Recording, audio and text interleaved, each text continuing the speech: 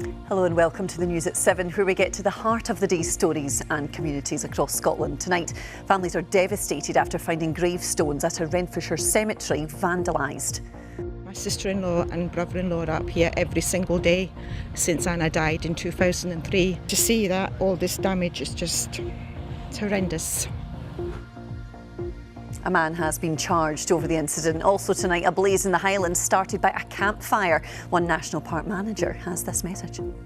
There's too many risks from people having fires, so our ranger services and our partners ranger services are out there day in, day out, trying to get that message across to people. And the shocking footage of a girl under the age of 10 driving a car through a Scottish village. Today, a 32-year-old woman admits reckless conduct. And of course, we will have all the sport with Lewis. What have you got for us tonight? Well, Amy, with Anne Budge set to step down as Chair of Hearts, I'll speak to someone who knows the Tynecastle Club inside out. Thanks, Lewis. And after his surprise set at Glastonbury, Lewis Capaldi announces a comeback tour. Hello, I'm Amy Irons and welcome to the News at 7.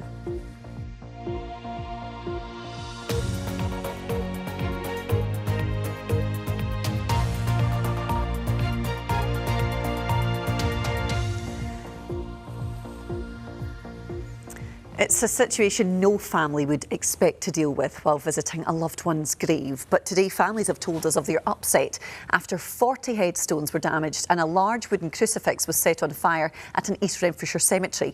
Police were called to St Conville Cemetery in Barrhead yesterday following reports of widespread vandalism. And today, a 39-year-old man has been charged. Ben Russell spoke to the families. Rather than coming to St Conville's to tend the graves of their loved ones, today, families have been coming to assess the damage and to try and make sense of a senseless attack. Oh, it's very emotional, sick, because my sister-in-law and brother-in-law are up here every single day since Anna died in 2003. Every day they come up to see their daughter and they keep her grave beautiful. And to see that all this damage is just, it's horrendous. As well as individual graves, the 16-foot high crucifix at the centre of the cemetery was also set ablaze. Now, there's been a constant flow of traffic in and out of the cemetery today as people come to check if their graves are among the 40 that have been damaged. But even for those people who have the relief of finding that their loved one's grave hasn't been touched, there's a real common sense among everybody of shock and disbelief. We're just going round now and we're checking all the individual graves.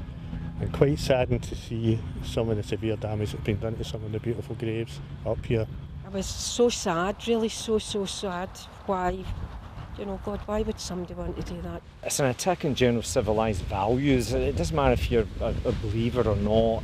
I think anybody who's a reasonable, decent, civilised human being will be disgusted at this. It should never happen. It should never, ever happen. Police Scotland say a 39-year-old man has been charged. Meanwhile, the community here is now working to pick up the pieces. Ben Russell, reporting Scotland, Barrhead. Now, as the school summer holidays begin, the urge for many to enjoy Scotland's great outdoors is understandable, but the freedom to roam comes with a warning. Over the weekend, another sizable wildfire took hold in Strathspey, forcing the closure of roads and a plea from the emergency services for the public to avoid the affected areas. Fires have spread to parts of Moray, and our reporter Chris McLennan is at Davamoor for us tonight. Chris, what is the latest where you are?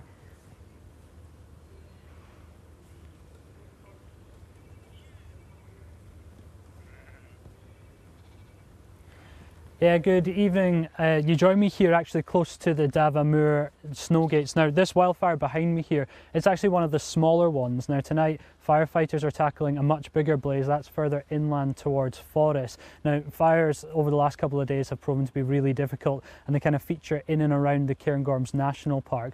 Now, over the weekend, we had an incident near Dava where a fire spanning 5 to 6 miles broke out. Now, firefighters and gamekeepers worked on that one together, where they were tackling that for 2 nights. Now, that was extinguished earlier today, but we've had other incidents like this one here, one down near Carbridge as well. But the biggest one tonight tonight is the one in Forest. Now, the advice from police and fire service has been for people to avoid the area, so that's why we're actually in this location where we are. We've been told we can't go much further and asked to stay away. Now, people living locally in Forest, they reported around about 9 o'clock this morning that there were large flames approaching houses there, and the advice for them has been to keep windows and doors closed. That's to avoid thick plumes of smoke. Now, as you can see, the smoke here is really thick behind me. It's drifting. Those strong winds have been driving the fire, so it's made it really difficult for firefighters to keep on top of this.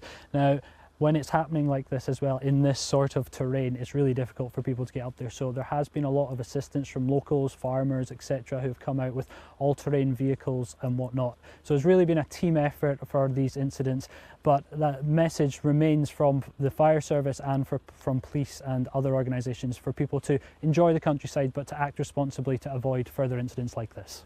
Yeah, Chris McLennan, thanks for bringing us up to date with the latest, and stay safe. Thank you. Well, I spoke to Colin Simpson, Head of Visitor Services at Cairngorms National Park, and asked him to describe his own fears about these fires. Well, I think it's fair to say any wildfire is a bit worrying, particularly for the people who live locally. And our thanks go out to all the people like the estate workers that are working on this one and many of the others. From our perspective within the National Park, we're certainly concerned that with the way the climate is changing and some visitors' behaviours are changing, that there's an increasing risk of such wildfires. And what are the threats, Colin, when we're talking about just the wildlife and ecosystem, especially when we're talking about a national park? Well, obviously there are some immediate effects, what you'll get during the fire itself, and national parks are designated as such because they're some of the best parts of the country. So of course it's a real concern there. But of course the longer term damage to the ecosystem will have a longer term detriment to animals, to wildlife, to bird life. Things like our ancient forests will take many, many decades to regenerate. So it really is a concern if something like that was to happen in the national park. I know, and destruction can happen so quickly, as we've seen from some of the footage. I know you're Head of Visitor Services. What would your message to visitors be then, I suppose, to try and mitigate the risks to themselves, to other people that are visiting, to their surroundings? What's the message to people? So first of all, our message is still people to come and to enjoy themselves. Of course, we're still going to welcome people to the national park, but really in the circumstances, fires are not appropriate. There's too many risks from people having fires, so our ranger services and our partners ranger services are out there day in, day out, trying to get that message across to people. The key thing is come and enjoy yourself, but please don't have a fire. It's not appropriate in the circumstances and in these locations.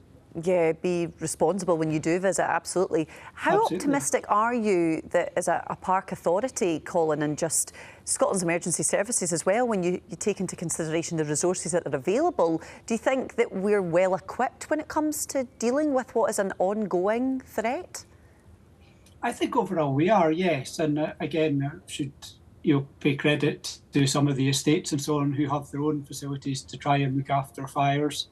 Scottish Fire and Rescue Service, obviously, and our own and our partner ranger services. I think we have good capacity to go out there and get people the right information. And if we look at our own figures over the last few years, the indications are that while we're still seeing just as many people coming and camping, the numbers having fires is starting to decline. So I think we can be optimistic that that message is now starting to get across.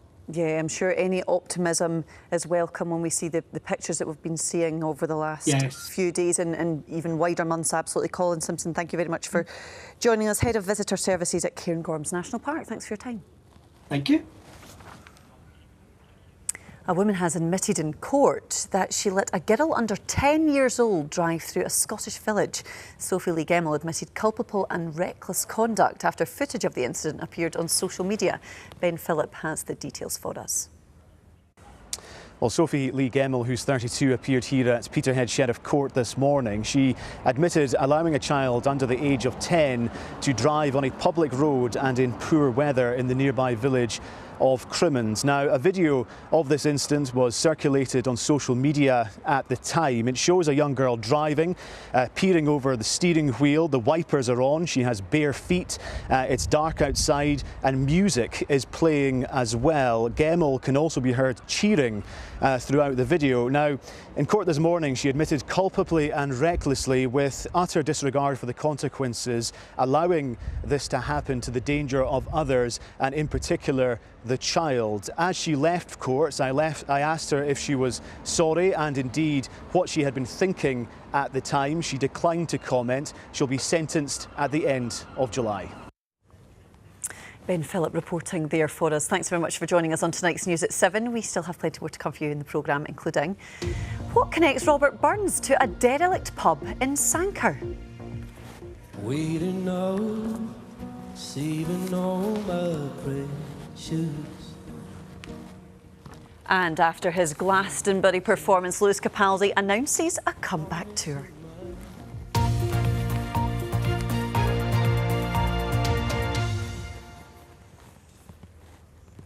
The Scottish Government says a fund set up to help island businesses affected by ferry disruption is now ready to accept applications.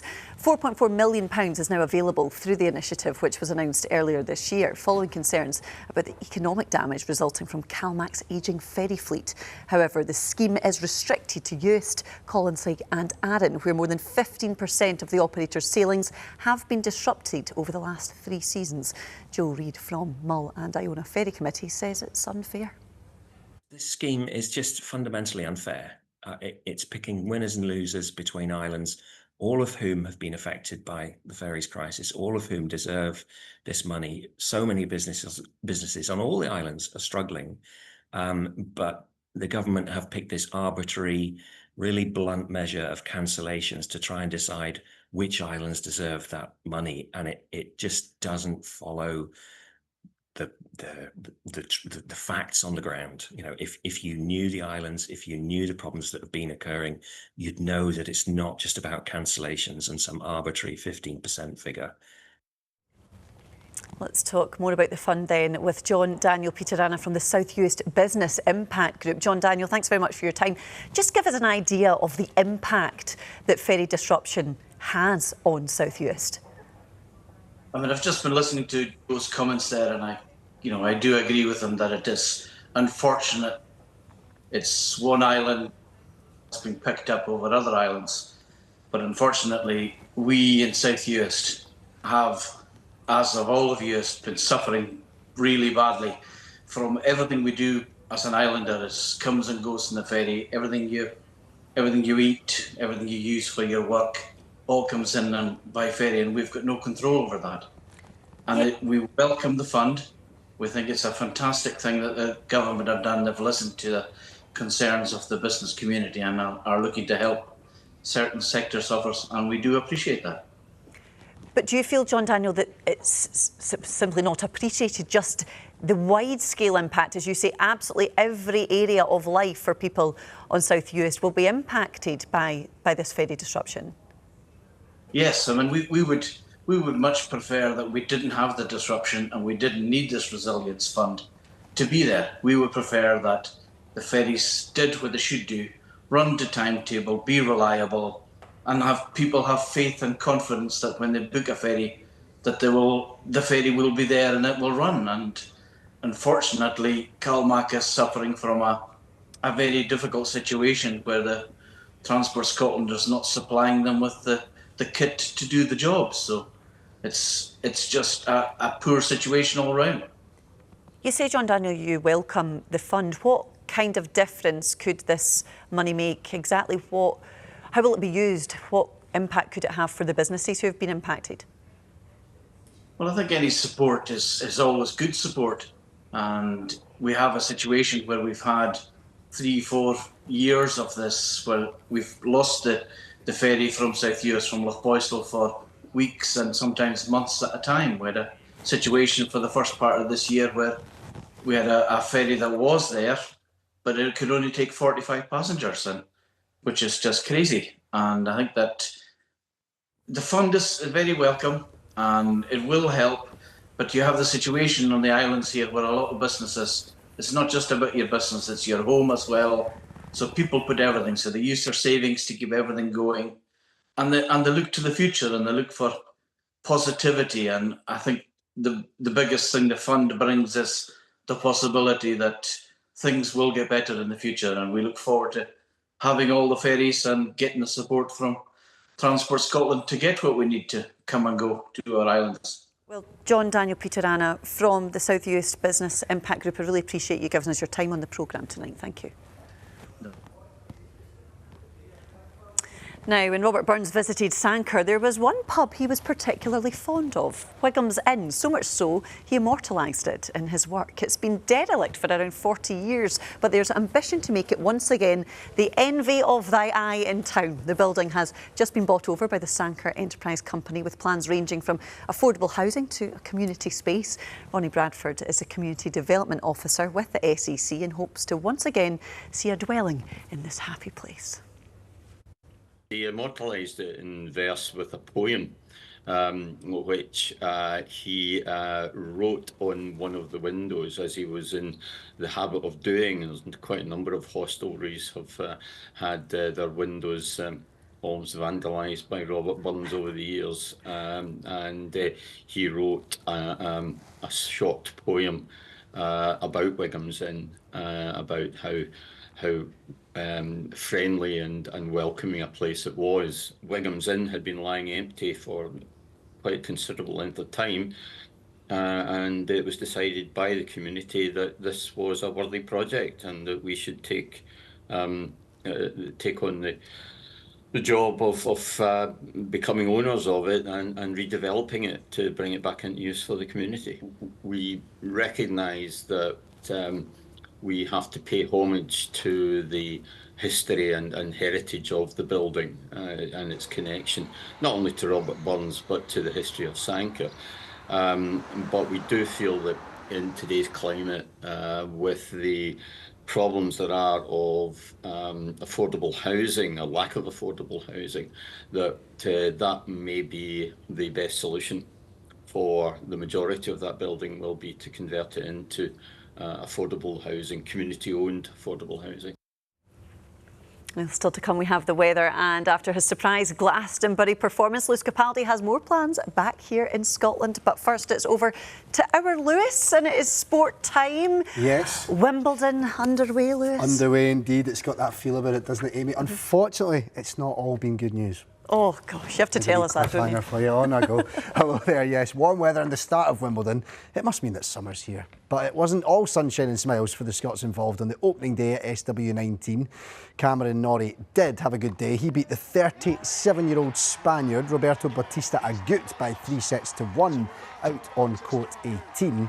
But unfortunately, Edinburgh's Jacob Fernley won't be joining him in the second round. The British number 2 went out in straight sets to the Brazilian teenager João Fonseca, who won 5 points in a row to win the tiebreaker in the third set.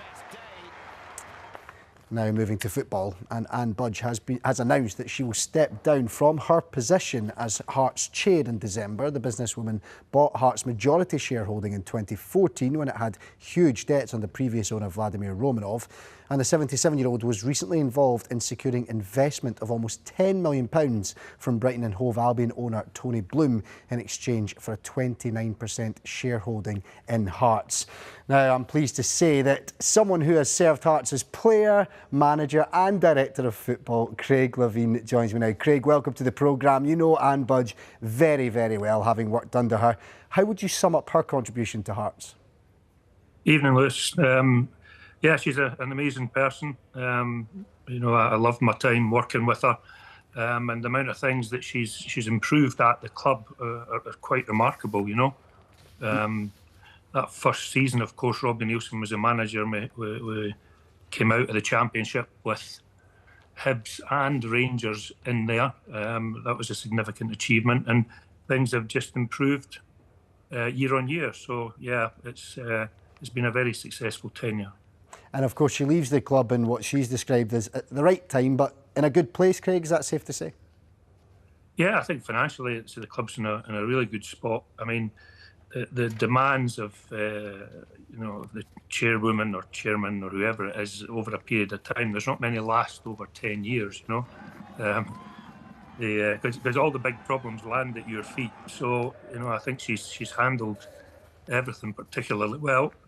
Excuse me, and it's sorry to see her go, but I think she'll know herself at the right time to hang up her boots.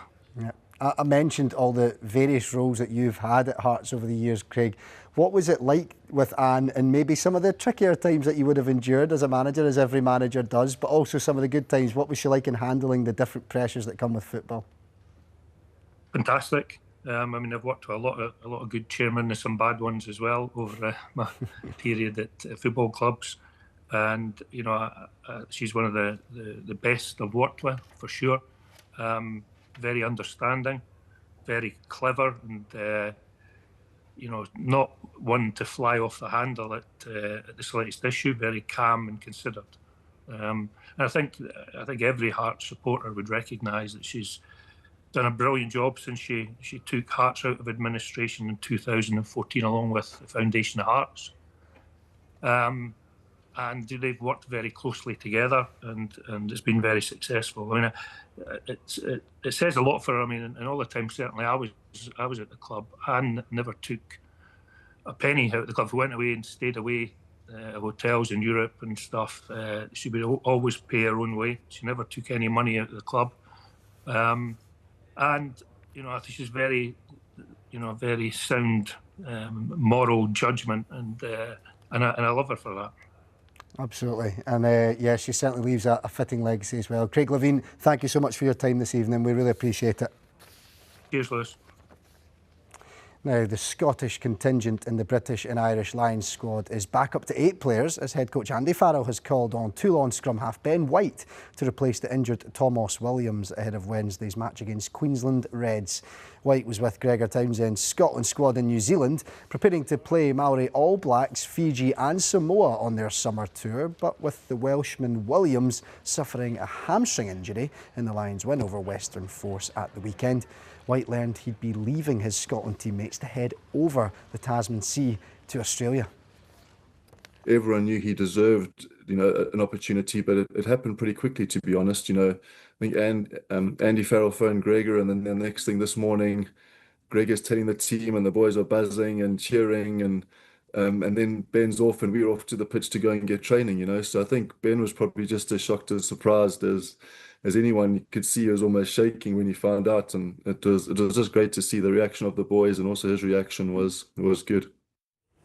What a pleasant weekend that would be, getting that call up, wouldn't it? A bit of a curveball for him, but probably I'm sure thinking the call would never come. Exactly, and then all of a just sudden, like that out the amazing. And plenty more to read on the BBC website about that Hearts news as well, because all change with Anne Budge leaving there, of course. I'm just glad Craig Levein has a podcast. He can tell all those He's stories got of the ups and downs that he does at Hearts. He does. It's a shame about his co-host right enough, but Thanks. Thanks very much, Lewis. Now, just days after his Glastonbury return, Lewis Capaldi has announced a new comeback tour with gigs being performed in Aberdeen and Glasgow. The Scottish singer took 2 years off to deal with his mental health after he'd been diagnosed with Tourette's. Ross Coates has known Lewis for many years and helped him set up some of his early gigs in West Lothian. I've been talking to him about the Scots' soaring success, but first let's remind ourselves why Lewis is still a musical force to be reckoned with. I've still got something.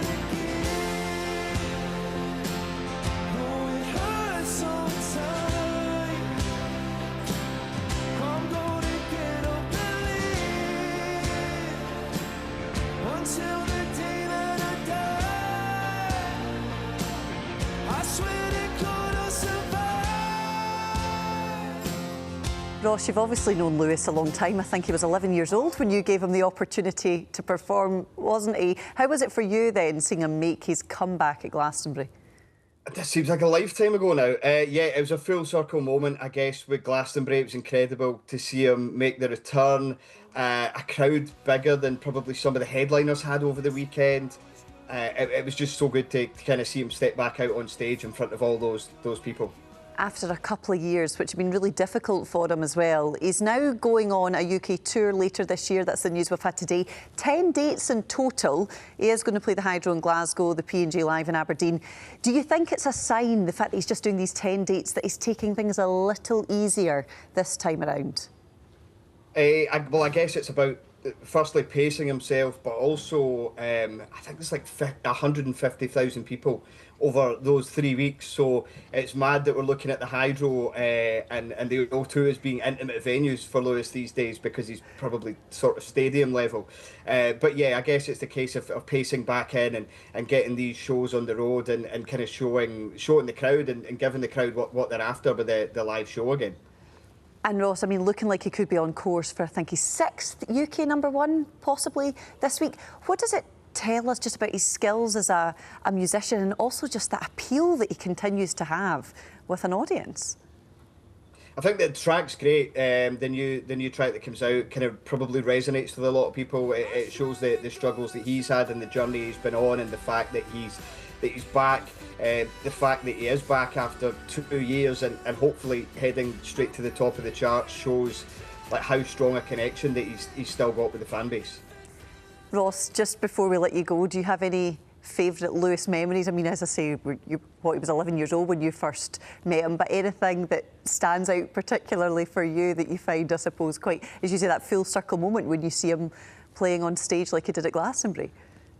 Oh, do you know, it's so hard to pinpoint one. I guess like the early days and the acoustic shows that he did around Bathgate and West Lothian. But when Bruises first came out, we were lucky enough to have him programmed for a festival that I was putting on in Lochgoilhead around then, and the song exploded just before the festival. So it was the first time really seeing Lewis in front of that many people, because everyone was coming in to see Bruises live and to really see just what was going on there, because there was that initial sort of excitement of who is this? He's the next upcoming star, and that was really the kind of moment. It was just great to see everyone like singing along to all his tracks.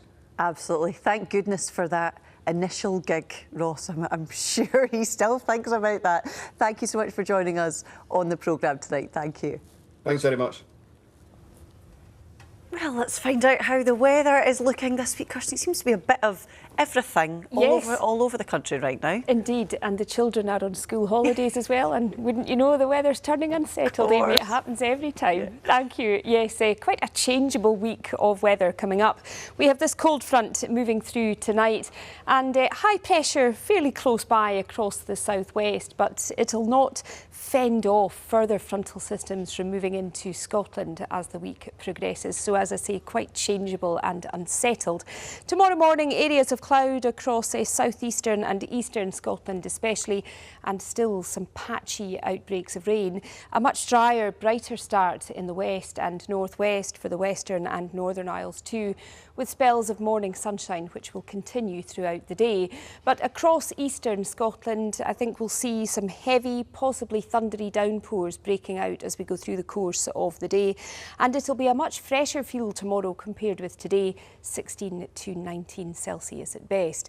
Wednesday, that ridge of high pressure is still anchored to the southwest, but the occluded part of this frontal system will bring further showers at times, especially to the north and east, and they'll be heavy at times, thundery in nature. I think possibly central and southern areas seeing fewer showers and more in the way of sunshine. Again, similar temperatures around 16 to 19 Celsius. Now to Thursday, we have a cold front moving in, and that's going to bring some showery spells of rain pushing from west to east, turning drier and brighter behind it. For Friday and into the weekend, well, that high pressure is declining a little, and it's going to allow more of an Atlantic flow in, so plenty of weather systems coming our way. Really quite unsettled conditions for Northern Ireland and Scotland. Come further south though, still that ridge of high pressure, but temperatures decreasing a little from the extreme heat we're seeing south of the border as we speak. Saturday, quite an unsettled day across the board. Temperatures coming down further across the southeast. So all told, later this week, it's looking unsettled with low pressure dominating proceedings. That's the forecast. Back to you, Amy. Oh, it just feels like typical July, doesn't it, Kirstine? I know. Thank you very much, as always, and thanks to you for joining us on the News at 7. We will be back with you tomorrow. Thanks for watching. Bye-bye.